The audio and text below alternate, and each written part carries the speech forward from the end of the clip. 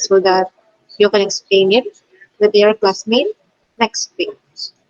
Ano, so that activity is to retain the things that we have discussed because this flow ano, or the process involved in each of the system is crucial on the computation part ano, para also on how you will be designing your design project and para you'll also know the state points of the substance living or entering a certain component. Ano, so mataas ba ang pressure, bababa pa yung pressure. So you also can use all of the knowledge that you have learned in the past subject, just like heat transfer and also fluid machinery. So, okay, so let us now move on to our discussion. So, kaya siguro papansin na tumitingin ako dito. Si Andy dito yung ililipat ko kasi yung screen ng laptop. So, dito yung isang, hindi pala siya kita, nagiging background pala siya. Yung Google Classroom. Okay, so para makita ko din kung open pa yung speaker ko. Kasi, kagaya ng kahapon, sira pa din yung speaker. Hindi naman siya sira. Naka-error yung speaker ng laptop. Kaya, dalawang account yung naka-join today. Tsaka din kahapon. Okay? Hindi ko kasi alam ganito siya kalalo. Magkakinig na pa din ako.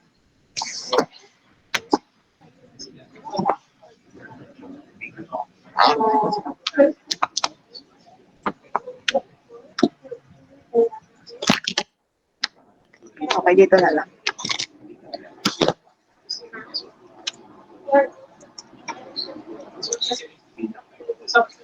Okay, so again, yesterday, diniscuss natin yung different forms of natural refrigeration. So now we will be discussing this artificial refrigeration. So it is known, what are the artificial refrigeration? Yun yung parang mga ginagamit na natin nowadays sa mga sa bahay, industrial application, and also ngayon, yung parang sa air conditioning. So that is the most common artificial equipment for refrigeration. So the history of artificial refrigeration began in the year 1755 when the Scottish professor William Carr made the first refrigerating machine which could produce a small quantity of ice in the laboratory. So throughout the development of the refrigeration system, nag-improve nag-improve siya until now. So based on the working principle, refrigeration system can be classified as vapor compression system, we have vapor absorption system, and we also have gas cycle systems.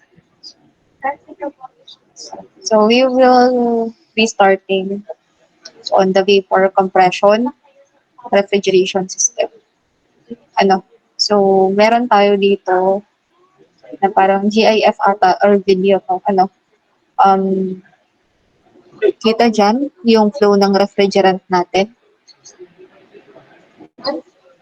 Para at least alam nyo kung paano din siya kung ano yung flow, kung ano yung pagkakasunod-sunod ng component natin.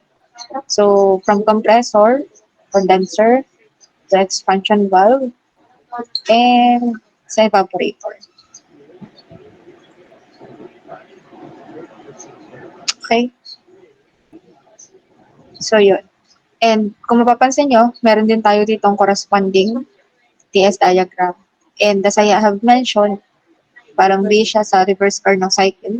She started with the saturated vapor from the compressor, entering the compressor.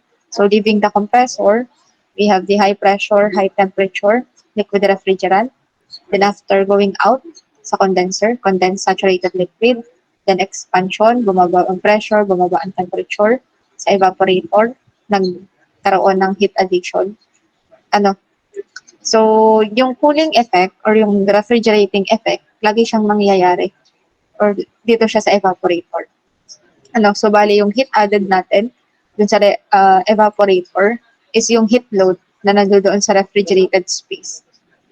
Okay? So alin yung ating refrigerated space? So kung meron tayong tinatawag na system, yung refrigerated space is nasa loob ng system. So same with this following component. So the reason kung bakit bumababa yung temperature ng mga for example, yung mga meat and other goods na nilalagay natin sa refrigerator, yung mga heat nun is transferred into the refrigerant used from this evaporator. Okay? So, let us discuss this.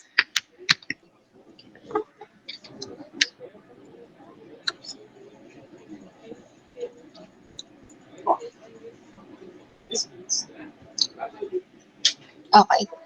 So, again, based on our discussion din kahapon, we know that refrigeration is the process of lowering the temperature by removing unwanted heat from a selected object, surface, or space. So, yun nga, yung simple na example natin dito is yung paggamit ng refrigerator. So, pag nalagay natin yung gamit yung food or anything that we wanted to cool, so yung heat galing doon, yun yung nare-remove, and then, yun nga, yun yung ginagawa in order to maintain a certain temperature. Kung mapapansin nyo, dun sa ref natin, meron kayong sineselect kung gaano siya kalamig. So, ibig sabihin, na-maintain na ganun yung temperature dun sa loob. And that is because of the cycle.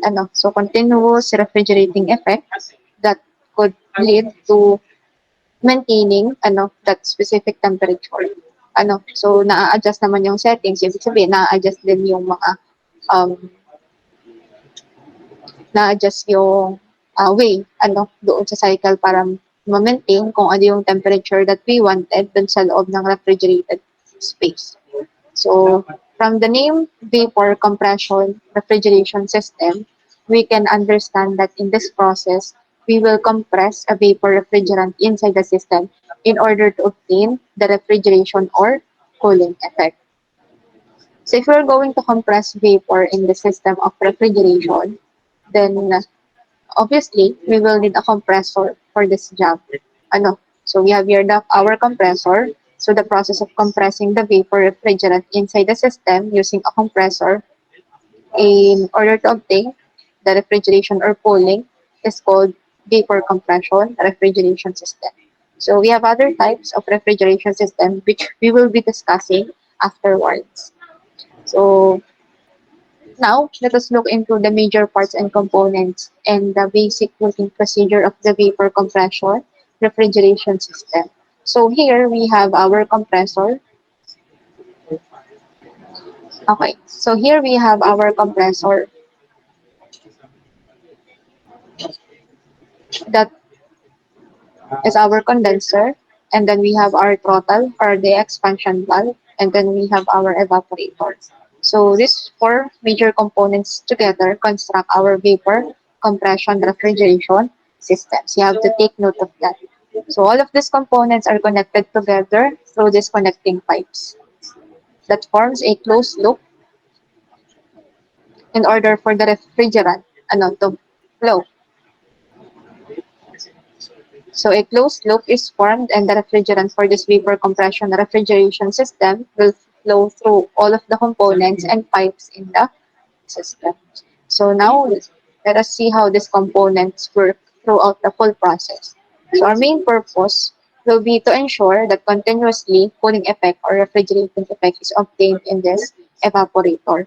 So we have to make sure that a certain lower temperature inside the refrigerated space is being maintained with the use of this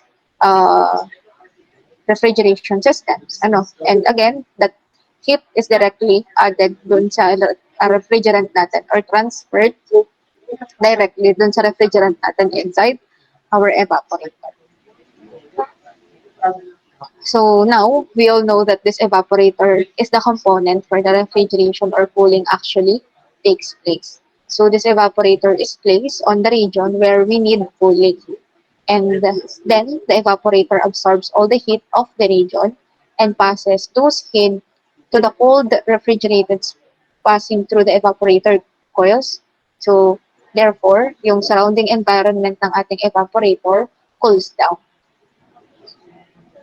Clear ba tayo doon?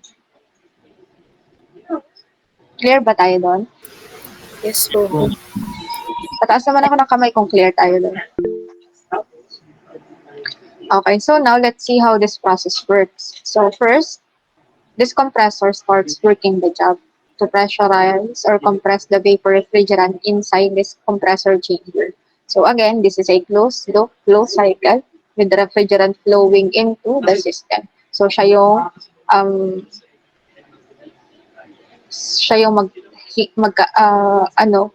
sa kanya i-transfer yung heat, siya din yung magre-reject na heat throughout the cycle.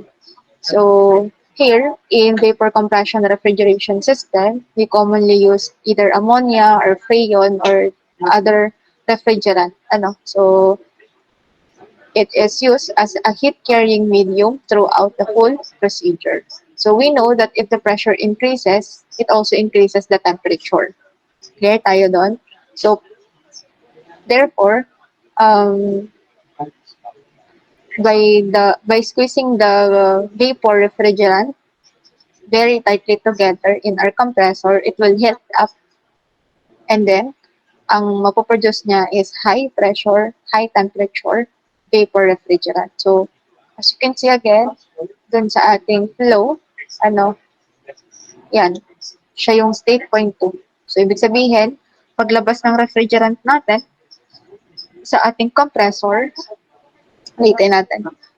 Paglabas ng refrigerant natin dun sa ating compressor, yan, high pressure, high temperature refrigerant at state point 2. Kita naman din siya dito sa flow ng system natin. So when this vapor refrigerant is compressed inside the compressor chamber, so nakakapag-produce tayo ng high pressure, high temperature refrigerant. Then after that, it will pass through our condenser where high temperature, high pressure vapor refrigerant enters this cold condenser. So bakit may ganitong, bakit kailangan pataasin yung temperature natin? Bakit kailangan pataasin yung ating temperature? Magpapalamig nga tayo. Kasi gumamit pa tayo ng compressor, diba? Para mas mapataas yung temperature natin.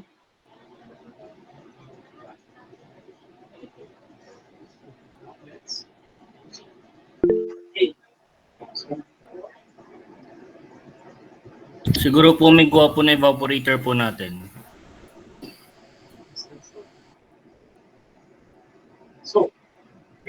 Bakit meron tayong ganong component sa ating refrigeration system? So, yon is para mas matagal or mas bumaba yung kaya nating pababain na temperature.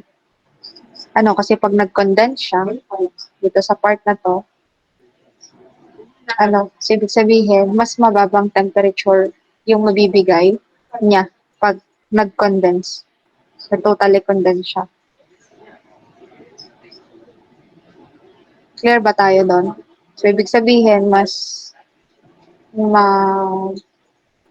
mapataas niya yung coefficient of performance. So, that is the sense kung bakit tayo merong mga ganitong component dun sa ating refrigeration system. So, again, dun sa condenser natin, ang lalabas dyan is liquid refrigerant dito.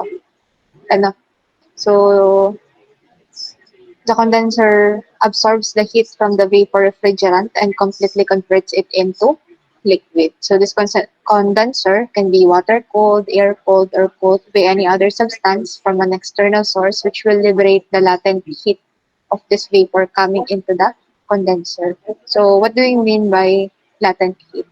So, ibig sabihin, ang Q projected natin dito ay hanggang doon sa yung latent heat.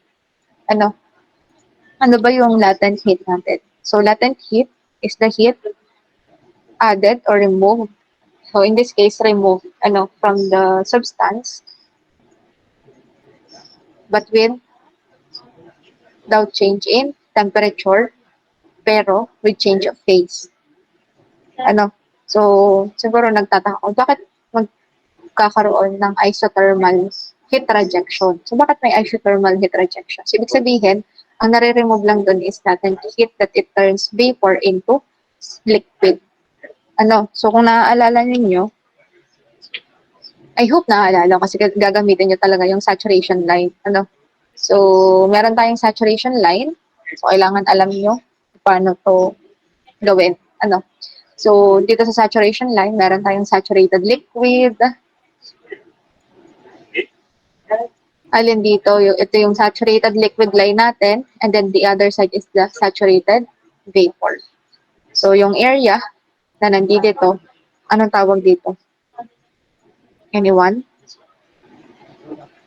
Liquid vapor po ba, ma'am? So, at this specific temperature na nandito, ibig sabihin, itong line na to and anything na nandito covered by our saturation line are the wet mixture.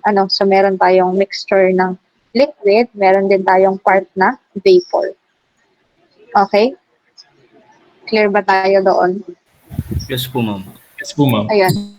So, again, ibig sabihin, kita agad natin dito sa ating TS diagram, kung saang point, kung anong phase siya. Liquid ba siya, wet mixture ba siya, or kaya naman vapor ba siya. So state point 1, vapor. Ito naman, yung state point 2, vapor siya, pero mataas yung pressure, mataas yung temperature. Parang superheated sa part na to. So dito naman, kasi lagpas na siya doon sa saturated. So dito naman, sa part na to, sub-cold naman yung tawag dito. So again, 3, itong line na to, saturated liquid. So ibig sabihin, yung state point 3 natin, liquid siya.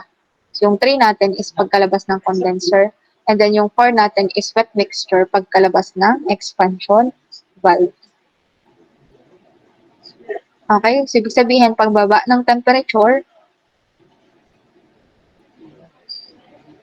merong part na vapor, merong part na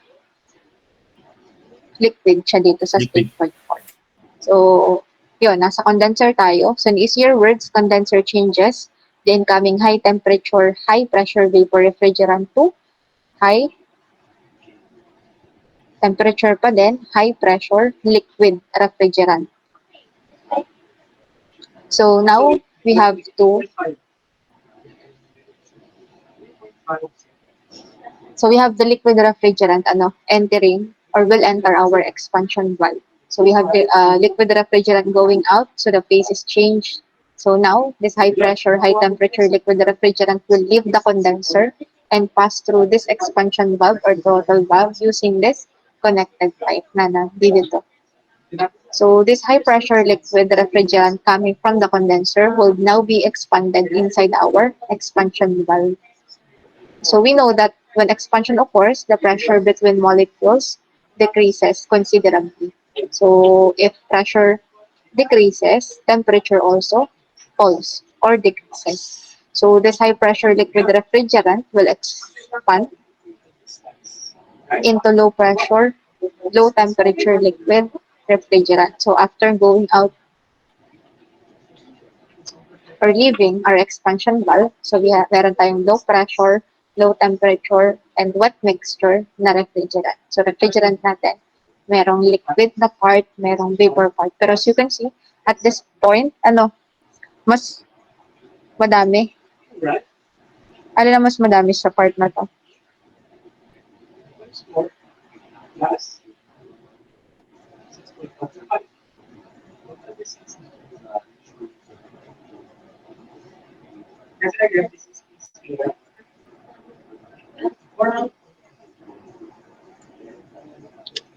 Lamig. Mas madami sa part na to. Kita natin siya.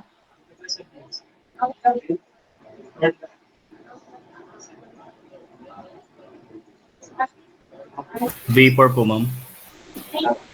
Kasi galing siya sa saturated liquid, kita din naman natin yung ratio niya, papunta pa lang siya magto-turn into vapor lahat. So kita naman siya dun sa ating, for example, ito kasi ay ammonia. Siyempre, iba yung table niya, table of values. Natitingnan natin. Pero yung sa steam table, yung ginamit niya dati, again, reverse to. So, parang pag ginamit natin yung sa steam table para sa mga steam power plant, so makikita natin doon, meron tayong value ng HF, meron tayong value ng HG, pag mga enthalpy, G. So, ibig sabihin, meron tayong mga FG. So, ibig sabihin, yun yung sa mixture natin.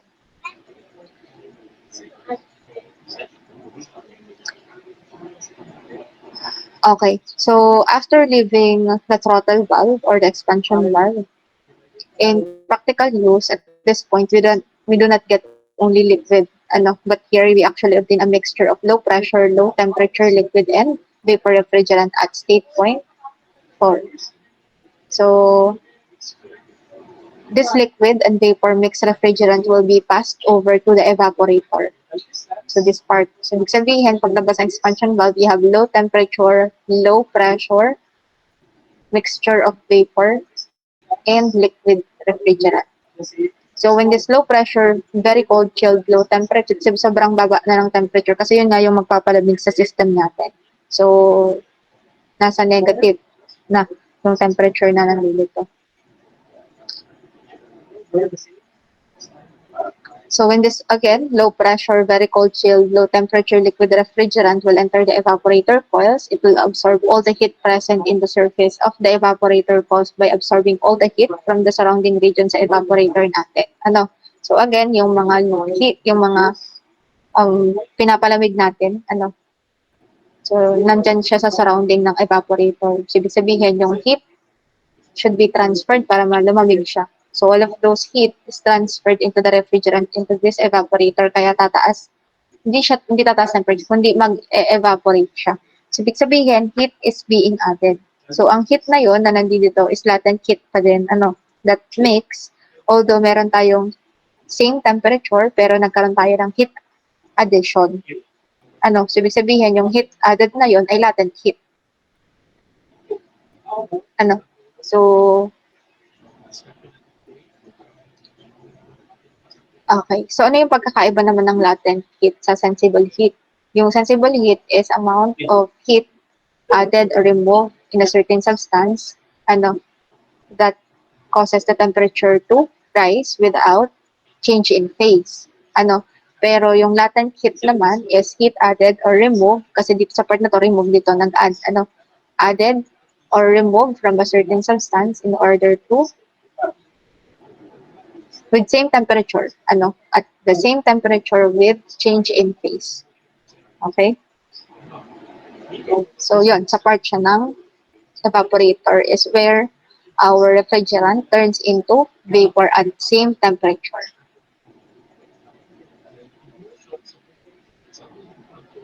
So, this cold chilled liquid refrigerant, since nagkaroon na nga tayo ng heat addition from our refrigerated space, yung pinapalamig natin. So, ibig sabihin, our liquid or our low temperature chilled liquid refrigerant will completely turn into low pressure vapor at state point 1 paglabas niya ng evaporator natin. So,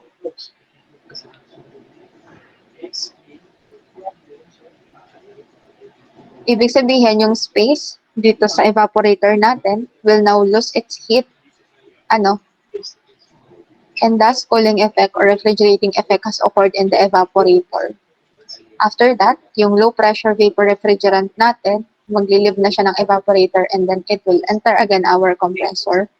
And then, yun, diretso yung process, paikot-ikot. So, this low pressure vapor refrigerant leaving the evaporator will be again compressed in our compressor and then converted to high pressure, high temperature vapor, which will pass to the condenser. Well, it will be change in phase into liquid, so high pressure, high temperature liquid, and then expand, low pressure, low temperature refrigerant, papasok sa evaporator, and then maging saturated vapor.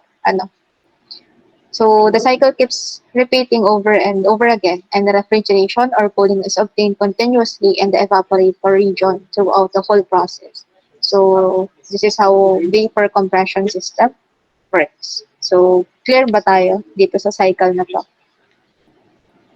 Any question? Kindly raise your hand if you have question.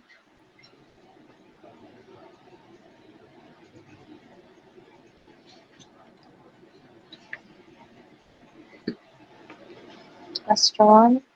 Clarification? Yes, sir, that. Ma'am, ask ko lang po ulit if yung sa sensible nga po yung hindi po mag-change ng phase nga po ba? Or yung sa latent po? Sensible. Okay po, ma'am. Okay. So, ma-identify natin kung yung heat na inad natin dun sa object or substance is sensible pa kapag tumaas yung temperature niya, without change in phase. Pero pag nagpalit yung phase with same temperature, ibig sabihin, ang inad natin is latent heat. Clear ba tayo doon? So, kaya gumagamit tayo ng specific heat, iba-iba yun. Depende sa kung anong substance. So, yung specific heat, multiply siya sa change in temperature para malaman natin yung amount of heat required to raise temperature from temperature 1 to temperature 2. So, pag nag-raise yung temperature with the addition of heat, ibig sabihin yung heat na yun ay sensible heat pa. Pero pag yung heat required, to change phase with same temperature, so latent heat yan. Clear ba tayo doon? Pataas naman ako ng kamay. Kung clear tayo doon. Okay, hands down. Question pa. Before we move on to the next.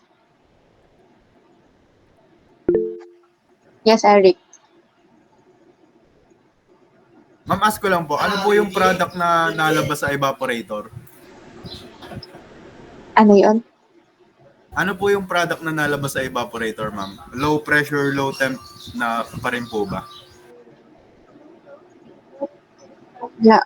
Product na lumalabas sa evaporator? Opo, ma'am. Ano pong low pressure, low temperature vapor pa rin po ba?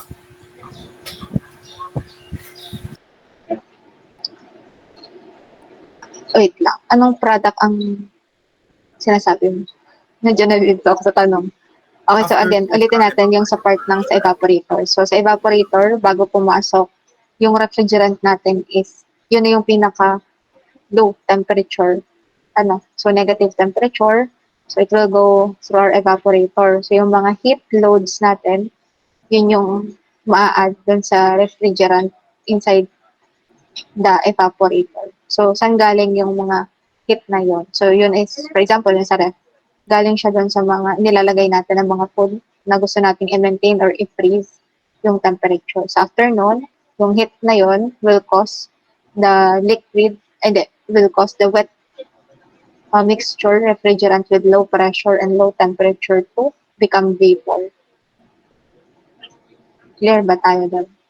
Bali, saturated vapor nga po kami nasa evaporator po. Ano po? Living, yeah. Saturated vapor. Thank you po.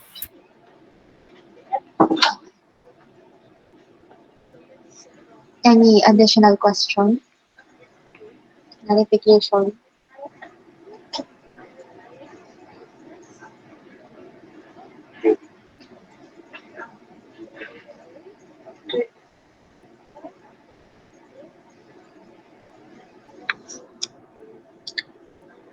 Okay. So now let us move on to our next. So yan yung again flow ng ating refrigerant. And then I also have added picture dito. So ito yung pinaka-flow niya para mas maintindihan niyo. So as you can see, red is in gas state and then yung violet or purple is in liquid state. So, ibig sabihin, high pressure or gas state or vapor, yung lalabas ng compressor natin. And then, dumadaan siya ng condenser. Paglabas ng condenser, liquid na siya. Ano? So, paglabas naman ng expansion valve, nagkaroon tayo ng wet mixture dito. Ano, kaya magkasama yung purple at red. So, paglabas ng evaporator, lahat siya ay vapor ulit. Then, ito ay high pressure, high temperature vapor. And then, goes through the cycle. Okay? So, now, let us move on to the next vapor absorption refrigeration system. So, ito naman is isa-isahin pa din naman natin to since meron naman tong hiwa-hiwalay na topic dun sa syllabus natin. So, this is part of the introduction para at least maintindihan nyo na din yung flow ng refrigeration system natin. Okay? So, yan. We have the vapor absorption refrigeration system. So, this is almost similar to a vapor compression refrigeration system. But here, we have replaced the compressor with an absorber. Ito. So, ito yung pinaka-absorber natin. So, the name vapor absorption refrigeration is given to this system. So, in the vapor absorption refrigeration system, we will be using ammonia water solution. So, ito yung ammonia water solution sa absorbent. So, we have ammonia, which is the refrigerant that gives the cooling effect or refrigerating effect. And then we'll also be using water, which acts as an absorbent. So, water has a strong affinity towards ammonia. So, the ammonia water solution is formed. And now, we will use this solution to run the vapor absorption refrigeration process. So, there are also other types of refrigerant that you can use. But syempre, you have to also define why you have to use that. But in this sample, we'll be using ammonia as our refrigerant and absorbent, and water as our absorbent. So let us look into the major parts and components and the basic working procedure of this vapor absorption refrigeration system. So first of all, we have again our evaporator. So alam naman natin dito yung mangyayari yung refrigerating effect or yung ating cooling effect.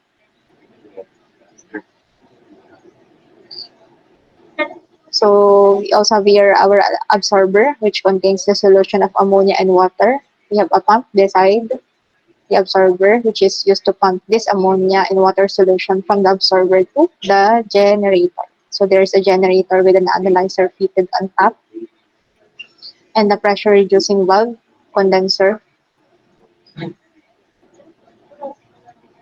And then we have the expansion valve. So all these components are connected, and together it forms our vapor absorption refrigerating system. So let us start with the detailed function of the evaporator. So ulitin lang natin again, so sa evaporator natin, yung papasok ko dyan is very cold, chilled low temperature liquid ammonia coming out of the expansion valve. So it enters into this evaporator coils through this connected pipe. So we all know that the main cooling effect, again, or yung refrigerating effect natin is in this evaporator. So, ibig sabihin, ito yung refrigerated space or yung self natin, yun yung loob ng refrigerator. So when this low pressure, very cold, chilled, low temperature liquid ammonia will enter the evaporator coils, it will absorb all the heat present in the surface of the evaporator coils by absorbing all the heat from the surrounding region of the evaporator coils. So this cold, chilled liquid ammonia will turn into low pressure ammonia. So we have low pressure ammonia vapor inside these coils, and the surrounding surface of the evaporator will become cold by losing the heat to this liquid. So the cooling effect or refrigerating effect has occurred in the evaporator. So next, the low pressure, low temperature vapor ammonia will pass through the absorber. So ito na yung parang ito na yung ibang part yung nabago, kaya siya naging vapor absorption refrigeration system. So the difference, the main difference of this, aside from it uses absorber, is yung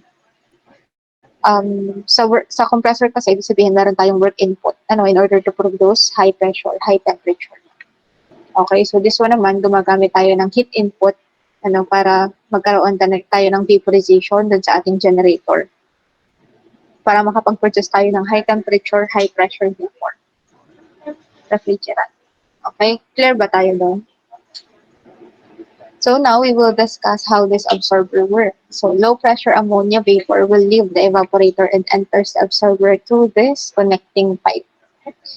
The absorber already has a weak solution of ammonia and water inside it. So when this low pressure ammonia vapor enters the absorber, the water present in the weak solution of this absorber will start absorbing this ammonia vapor, and the weak solution will gradually convert into a strong ammonia water solution. The ammonia vapor coming from the evaporator is absorbed by water from this weak solution. So it makes the solution stronger. Okay, so but when water absorbs ammonia vapor, it also liberates heat. So when water absorbs the incoming ammonia, which makes it a vapor, it will produce heat, which will also increase the temperature of the solution. And when the solution becomes hot, so gradually the capacity of water absorb ammonia decreases. So in order to keep the temperature of the solution to an optimal level, meron tayo ditong cooling system na nandito sa baba. So again, to keep the temperature on the optimal level, we have a supply of cool water dito, sa pipe na to. So this external supply of cool water throughout this pipe carries away heat from the solution, and thus water regains the capacity to continuously absorb incoming ammonia vapor inside our absorber. Then after that, it flows, or strong ammonia and water solution flows into our pump para ma-deliver siya dun sa ating generator. So the function of the pump is to transfer the solution from the absorber to the generator. We provide auxiliary heat or external heat to the generator either by using steam or hot water or any source of heat. So at this part, meron tayong kasunod na di-discuss, which is solar vapor absorption refrigeration system. So ang pinagkaiba nun is, aside from using this heat source, ang ginagamit niya ay solar energy, but all of the equipment is the same. So bale yung sunod na system natin, parang dinidiscuss na din siya natin ngayon. Clear ba tayo doon? Yes po, ma'am. So again, yung ating generator requires heat in order to produce vapor dito. So when the solution of ammonia and water reaches the generator and heat is applied, both ammonia and water from this ammonia water solution turn into vapor inside this generator.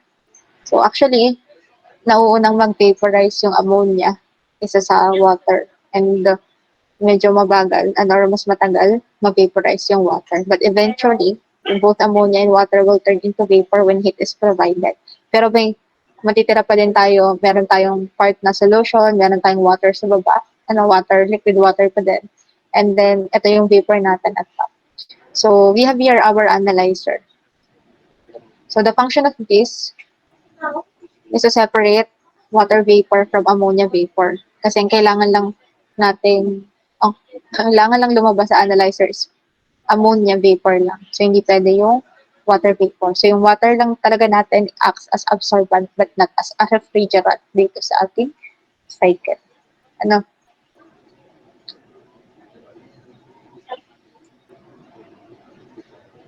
So again, our analyzer on top of this generator. So when this vapor of ammonia and water tries to pass this analyzer, only ammonia is allowed to pass through the analyzer.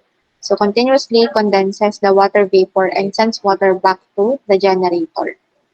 So this is because if water vapor enters the system, it can decrease the efficiency of the refrigeration system, or if larger quantity of water vapor enters the system, then the system could be damaged. Pero alam naman natin that no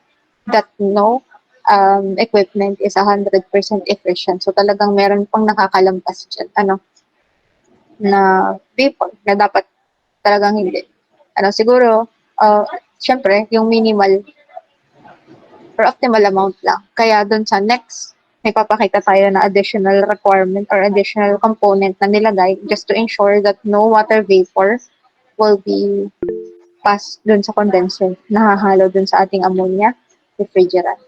So the analyzer separates water particles from ammonia vapor and only lets ammonia pass through to the next component. So through this pipe, itong pipe na to, for further process. So the analyzer sends water particles back to the generator. From this generator, the residue weak solution of water and ammonia accumulated here. So back will be passed back to the absorber again, passing through this pressure reducing valve. So here, the high pure ammonia vapor coming out of the refrigerator will now enter into the condenser and then condense until liquid ammonia.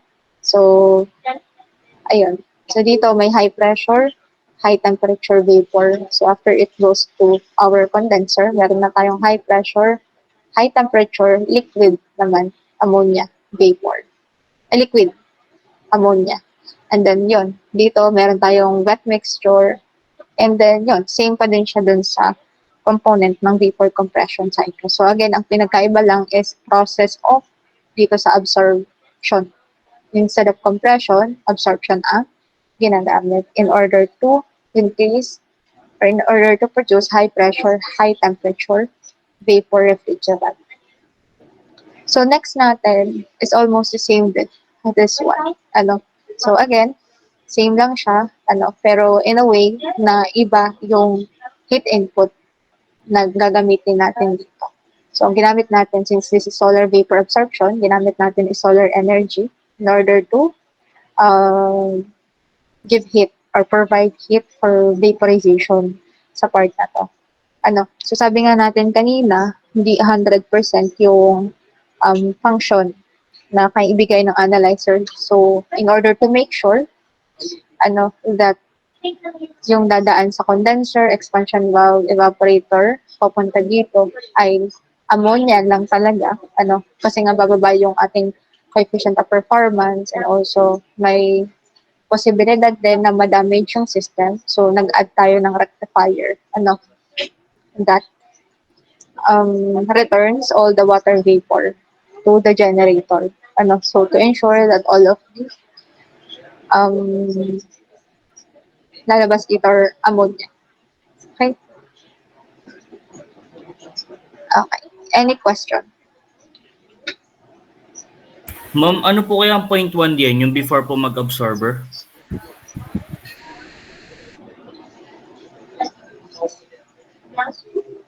Depende sa... Okay, pero kung titingnan lang natin is yung state point 1 to 4, yung bago mag-absorber, and then yung lalabas naman dito yung state point 2. Okay? So, bali, pero kung halimbawa, i-analyze natin per component, so depende yun sa problem kung ano yung tinatanong. So, kaya dapat alam pa din natin ano yung liquid or ano yung substance na dumadaan dun sa mga pipes. Clear ba tayo doon? Yes po. Ma'am, ask ko lang po dito sa solar vapor po. Yung sa rectifier po, ano po kaya yung function niya? Ano po yung binabalik niya po sa analyzer? Water vapor. Sige po, thank you po. Water vapor po. Or yung Water. ammonia vapor lang po. Alin yan? Yung rectifier po para po din sa mga nakalabas po sa analyzer na water vapor po. Oo. Sige po, thank you po. Any question pa? Ma'am, may ano po ba yan? TS or PV diagram pong kasunod. Yan pong solar vapor absorption. Okay, yung TS diagram natin for this one is almost the same dun sa ating parang hindi na masyadong ipinapakita yung buong part ng absorber na nandito. Pero if ito na yung aanohan natin ng computation, magbibigay tayo ng TS diagram kasi minsan all of this component parang kaya natin siyang i-distinguish dun sa TS diagram. Clear ba tayo? So, if nandoon na tayo sa ating computation, saka natin siya ipapakita. So, again, focus natin ngayon is for you to determine the working principle of this absorption refrigeration system.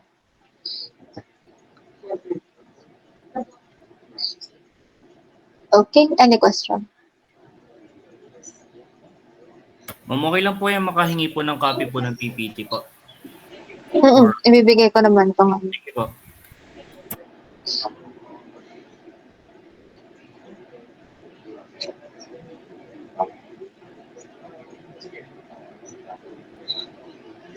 So again, yung additional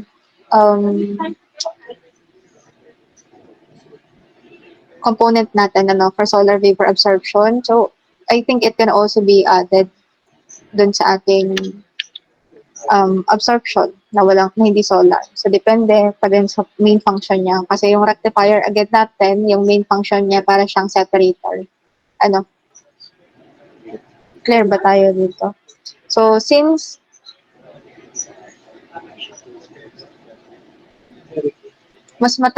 nabanggit natin dito na mas mabilis ma-vaporize yung ammonia natin, mas matagal ma-vaporize yung sa water natin. So sa part ng ating rectifier, again, meron talagang makakalusot possible, kasi again, hindi naman 100% yung efficiency ng mga component. So just to ensure nga na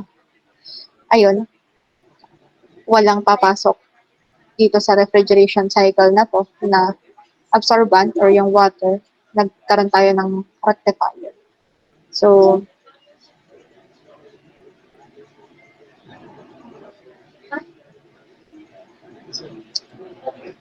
okay. So, hindi naman, dito may nagtanong kanina na liquid water yung bababa dito. Kasi, vapor kasi, pataas yun. Kaya sigurado tayo na liquid water, yung bababa ng rectifier. Kaya nagkaroon din ng partial liquid ammonia dito para nga magkaroon or ma-separate natin yung water. So, parang kailangan natin condense sa rectifier. So, bali po, mostly po ang lalabas po ng analyzer tsaka rectifier po natin is vapor po. Na i-condense po natin With para partial liquid ammonia kasi dumaan siya ng rectifier. Okay po, thank you po. Okay. Compare dito na walang rectifier dun sa unang absorption natin. So, ibig sabihin, this is pure vapor. Okay. Any question? Clarification?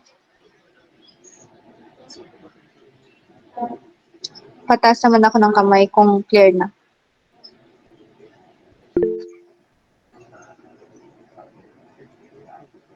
Okay, hands down. So, itong mga kasunod na to, so we have air cycle refrigeration system, we have steam and vapor jet refrigeration system, and we also have thermoelectric refrigeration system. So, okay, anyone who can read this slide? Justine, kaya biyab. Artificial refrigeration. Air cycle refrigeration systems. Air cycle refrigeration systems use air as the refrigerant, compressing it and expanding it to create heating and cooling capacity. Air cycle is not a new technology. Air cycle or cold air machines were in the early 1900s. Air cycle refrigeration systems belong to the general class of gas cycle refrigeration systems, in which a gas is used as the working fluid. The gas does not undergo any change during the cycle. Consequently, all the internal heat transfer processes are sensible heat transfer processes. Gas cycle refrigeration systems find applications in aircraft cabin cooling and also in the liquefaction of various gases.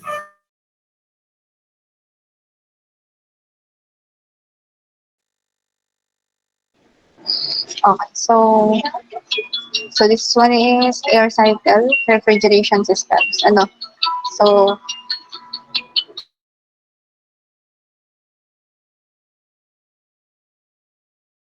yung refrigerant natin dito sa air, all of the heat transfer processes are sensible heat transfer kasi wala namang mangyayaring phase change. So, we'll be discussing this a lot further pag nandito na tayo sa air cycle refrigeration system. Okay, so next, kindly please read this, Maria Lourdes. Steam and vapor jet refrigeration systems.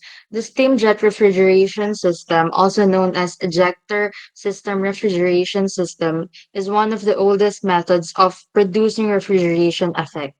The basic components of this system are an evaporator, a compressor device, a condenser, and a refrigerant control device. This system employs a steam injector or booster instead of mechanical compressor to, to compress the refrigerant to the required condenser pressure level.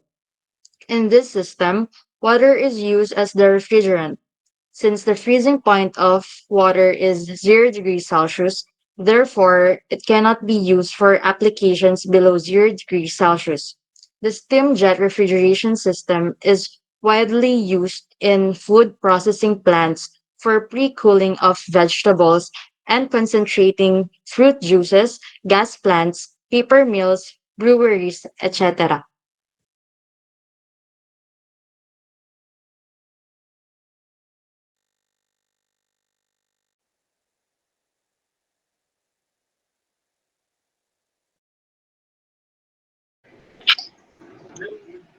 Okay. So we have here the following component of a steam and vapor jet refrigeration system. Ano? So, instead of having evaporator na nandito yung ating refrigerated space, it uses flush chamber, or you can also say it as one type of evaporator na nandito. So you have the boiler, pump, condenser, So we have here the nozzle that enable yung parang jet-like vapor sa nandito. So we'll be again discussing this a lot further pag tayo ay nandito to na sa mismong steam and vapor jet refrigeration system. So we also have computation para dito. So next or last natin, kindly read this slide. Zerdan.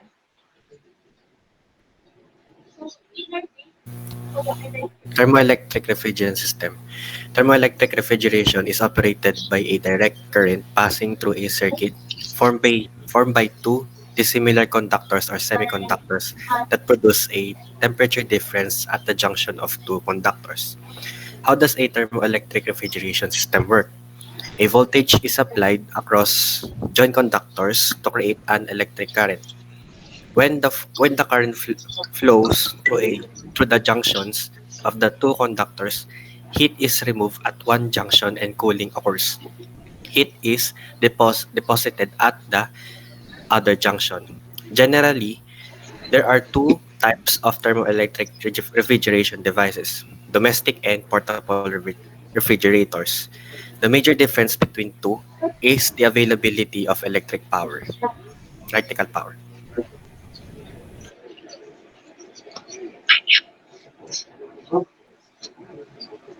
Okay, so this thermoelectric refrigeration system uses junction as two conductors. So here is the way on how this thermoelectric refrigeration system work, pero hindi naman tayo magkakaroon ng computation at this part. So it is also important then that you know on how this thermoelectric refrigeration system work. Okay? So those are the artificial refrigeration. So meron tayong solar compression, meron tayong vapor compression, meron tayong solar um, absorption, vapor absorption, meron tayong vapor absorption refrigeration system, and then meron tayong steam and jet refrigeration system, meron tayong air cycle refrigeration, and yung last nga is thermoelectric.